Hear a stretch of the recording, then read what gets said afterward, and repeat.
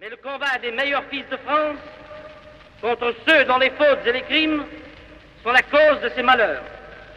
Elle sera le combat des forces révolutionnaires de ce pays contre ceux que leur intérêt entraîne au maintien d'un ordre de choses que nous voulons abolir. C'est simple, en fait, voilà. Moi, je voudrais réagir un petit peu sur tout ce qui s'est passé ces dernières semaines concernant le phénomène de la quenelle. Parce qu'on est face à quelque chose qui ne s'était jamais produit jusque-là. À savoir qu'il y a un mouvement lancé depuis un certain temps par Dieudonné, qui prend une ampleur qui dépasse complètement le système en place et qui, semble-t-il, le met un petit peu en panique. Alors il le met en panique à tel point que le ministre de l'Intérieur est monté au créneau. Tout le monde a pu voir Manuel Valls déclarer, d'abord au mois de septembre, il a déclaré que Dieudonné ne faisait plus rire personne une première fois, et il a déclaré une seconde fois, Dieudonné ne fait plus rire personne. Alors il a déclaré ça au meeting contre les extrémismes qu'ils avaient organisé à la fin du mois de novembre. Alors meeting auquel je me suis rendu avec quelques camarades.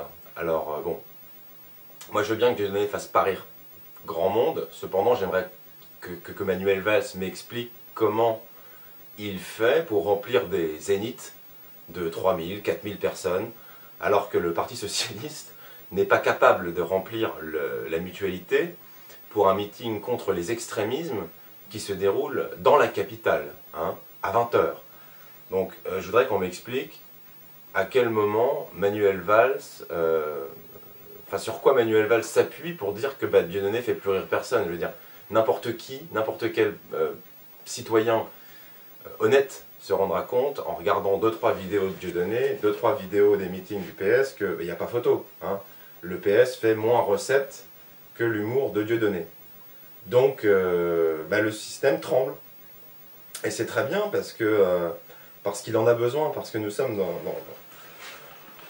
dans un système, vous l'avez compris, qui est un système mensonger, trompeur, voleur, menteur. Qui d'entre vous me contredira lorsque si je dis que les banques, le système bancaire financier international est un système pourri et que le mondialisme et le capitalisme sont des systèmes pourris dirigés par une oligarchie d'enculés, en fait. Pardonnez-moi, mais bon. Donc voilà, je reviens un peu sur les propos qui sont tenus maintenant par le gouvernement contre des dissidents, dont Dieudonné est aujourd'hui l'icône, puisqu'il est intéressant de se pencher sur l'argumentaire qui est employé par les gens qui sont les détracteurs de Dieudonné, de Soral, de gens comme moi, qui disons au système d'aller se faire foutre en réalité. Alors leurs arguments, on va les comparer aux nôtres. Alors quand par exemple nous on va développer un certain argumentaire pour dénoncer quelqu'un comme Bernard-Henri Lévy, il y a quand même matière, je veux dire BHL, il nous donne une matière assez considérable, assez conséquente, pour qu'on puisse l'allumer de manière honnête, sans jamais avoir besoin de rajouter quoi que ce soit à la réalité, puisque le travail qu'il fournit est tellement immonde et dégueulasse qu'en réalité, le fruit de son travail suffit amplement à nous créer un argumentaire qui tient la route. Quand on écoute Jacques Attali... Ça reste aujourd'hui pour chacun d'entre nous une question presque évidente. Nous sommes juifs, nous savons que nous avons un rôle historique particulier que nous avons joué depuis au moins 3000 ans et nous pensons que ce rôle est là, il est établi, il est définitif, il est inscrit dans l'histoire de l'humanité, il porte son empreinte à la fois théologique, culturelle, idéologique, politique, artistique. Je ne crois pas que faire des enfants suffise à en faire des êtres humains dignes de ça. C'est pas parce qu'on a 7 enfants qui seront des êtres humains ou des juifs, ce qui revient au même pour moi. C'est un être humain, c'est pareil. D'accord. Donc quand on entend quelque chose comme ça, on est en droit de se poser la question de comment ces gens perçoivent ceux qui ne font pas partie de leur caste. D'accord. Ou de leur tribu. On va parler de tribu. Alors leur argument, c'est quoi en face ? Le ministre de l'Intérieur veut faire interdire les spectacles de l'humoriste controversé après des propos antisémites. Et il y a des risques de troubles à l'ordre public. Les partisans de Dieudonné, eux, dénoncent une censure. Dieudonné interdit de scène. C'est la menace que brandit aujourd'hui le ministre de l'Intérieur. Dans un communiqué, Manuel Valls dit étudier la possibilité d'empêcher ces réunions publiques, qui contribuent selon lui à chaque nouvelle représentation à accroître les risques de troubles à l'ordre public.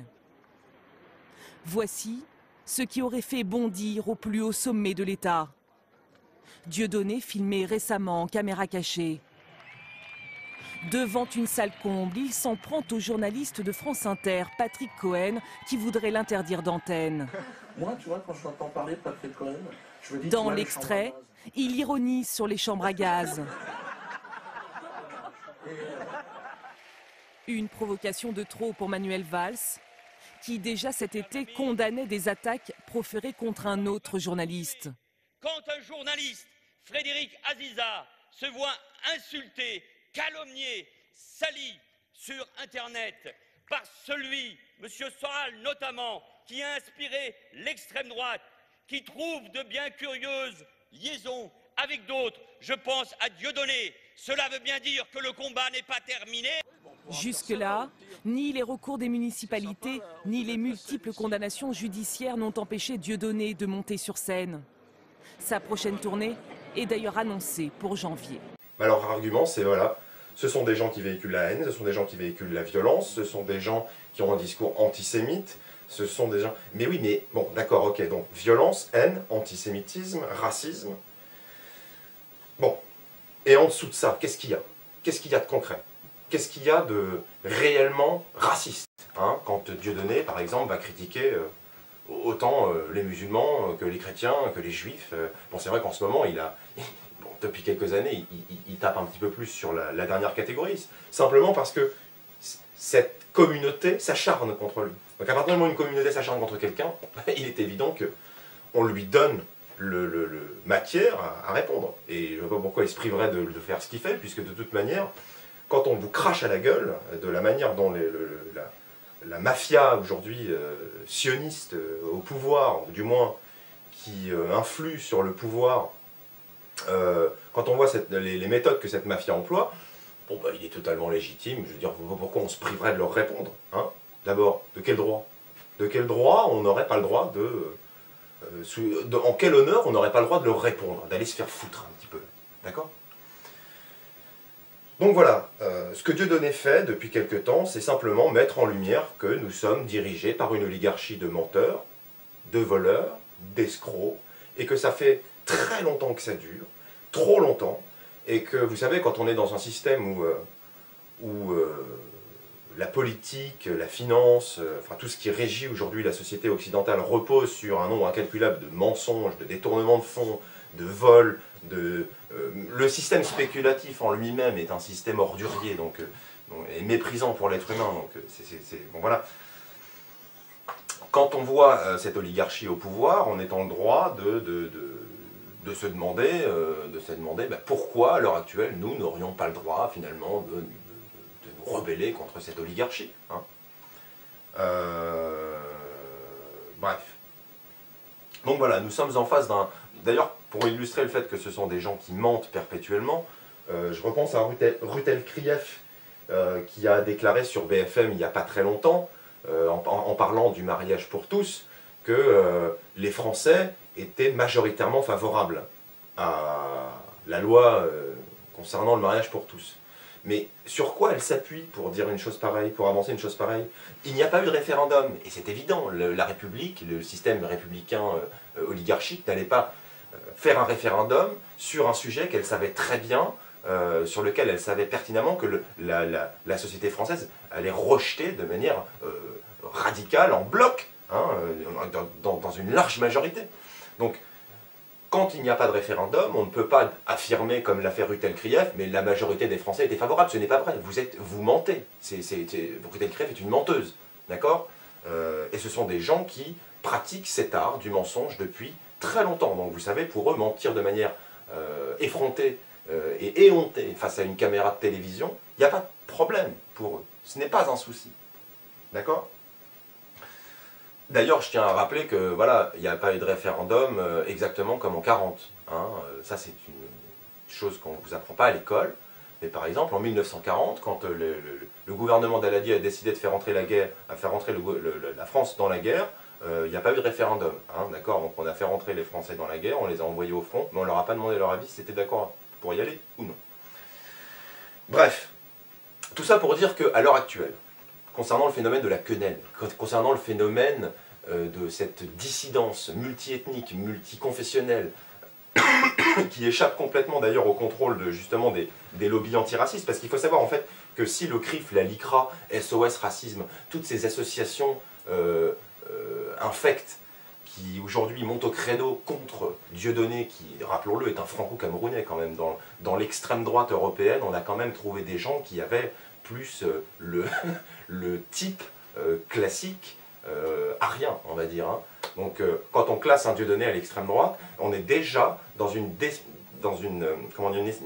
sorte de déstabilisation de l'adversaire, non pas de Dieudonné, mais des gens de la mouvance appartenant à Dieudonné, ou ceux appartenant de la mouvance dite d'extrême droite, mais on est face à une déstabilisation de la machine sioniste. Pourquoi? Parce qu'aujourd'hui, nous avons des individus qui ne font pas partie de cette France de souche, qui a toujours été classée comme réactionnaire, antisémite, raciste, et qui aujourd'hui dénoncent exactement les mêmes faits que ce que l'extrême droite dissidente, d'accord, ce que j'appellerais plutôt la dissidence patriote, a toujours mis en lumière.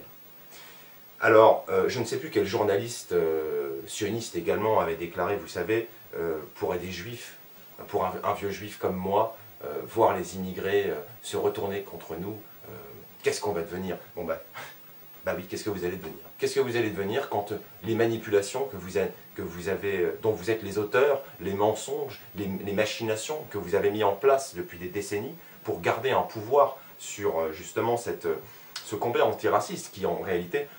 Ce qui vous effraie en réalité, ce n'est pas de revoir la montée du nazisme. Il n'y a pas... Le Troisième Reich est mort depuis 60 ans. Les nationaux-socialistes aujourd'hui sont répartis, et la plupart des nationaux-socialistes authentiques sont très peu nombreux. Il y a très peu de nationaux-socialistes authentiques. Vous avez une foule considérable de néo-nazis, hein, de gens qui sont en réalité un produit que vous avez fabriqué pour crédibiliser justement cette lutte contre ceux qui, à un moment dans l'histoire du XXe siècle, se sont dressés contre votre oligarchie. Donc, les nationaux-socialistes aujourd'hui n'existent plus. Il n'y a plus de Troisième Reich. Donc quand vous nous parlez d'antisémitisme, de remontée du nazisme, de tout ce que vous voulez, tout ça c'est faux. Et vous le savez pertinemment. Vous êtes encore dans le mensonge. Parce que ce que vous protégez, ce qu'il y a autour de l'antiracisme, ce n'est pas un combat idéologique. C'est un business qui vous rapporte des milliards, autrefois de francs, et aujourd'hui d'euros. Parce que autour de cet antiracisme, vous générez des élections. Vous faites élire des gens, vous prenez un pouvoir qui vous est donné au nom de quelque chose qui ne vous appartient pas, à savoir la lutte contre le racisme. D'ailleurs, la lutte contre le racisme, vous êtes les derniers à pouvoir la revendiquer. Tant votre idéologie sioniste et mondialiste et raciste et irrespectueuse des nations, des peuples, des races et des religions. Donc, maintenant, vous êtes face à quelque chose qui ne s'est pas produit depuis 1945. Et vous le savez pertinemment. Pourquoi? Parce que Dieudonné n'est pas un homme politique. Dieudonné, ce n'est pas Jean-Marie Le Pen. Dieudonné ne risque pas la dissolution. Vous pouvez lui fermer son théâtre. Vous pouvez l'attaquer en justice. Nous paierons pour lui. Vous avez des organismes politiques comme le nôtre qui sont prêts à mettre en action, comme ça a déjà été le cas ces dernières semaines, ces militants, pour payer les amendes, pour fournir toute l'aide solidaire qu'on peut apporter à, aujourd'hui, l'icône de la dissidence qu'est Dieudonné. Cependant, vous ne pourrez pas aller plus loin, puisque si vous décidez de fermer le théâtre de la main d'or, vous allez essayer de provoquer des troubles à l'ordre public, puisqu'à l'heure actuelle, ceux qui sont à l'origine d'un trouble à l'ordre public, s'il y a un trouble à l'ordre public qui doit survenir, vous êtes les instigateurs, vous qui jetez de l'huile sur le feu perpétuellement, sans arrêt, en insultant des gens qui veulent simplement vivre dans leur pays et être au contrôle de leur destin politique et social. Voilà. Donc, aujourd'hui, le business de l'antiracisme est en train de s'effondrer. Et vous le savez. Et c'est ça qui vous effraie. Parce que votre business, là, eh ben, va plus vous rapporter un rond. Et pire que ça. non seulement votre business ne vous rapportera plus rien d'ici très peu de temps, et vous le savez pertinemment, on l'a vu avec les dernières marches contre le racisme qui ont été organisées, qui ont été un véritable fiasco, et nous nous en félicitons, mais d'une manière comme vous ne pouvez même pas imaginer la joie que nous ressentons quand nous voyons que vos appels à ce faux antiracisme, qui est en réalité le plus exalté des racismes, tombent dans les choux. Mais nous nous sentons les plus heureux du monde. Et croyez-moi, qu'à l'heure actuelle, le mouvement, le phénomène de la quenelle, ce n'est que le début. Ce n'est que le début parce que vous allez être poussé à l'erreur. Et les erreurs, vous en commettez déjà depuis pas mal de temps. Et nous allons continuer sur cette ligne, à vous pousser à l'erreur, jusqu'à ce que vous soyez coincés et que le peuple vous demande des comptes.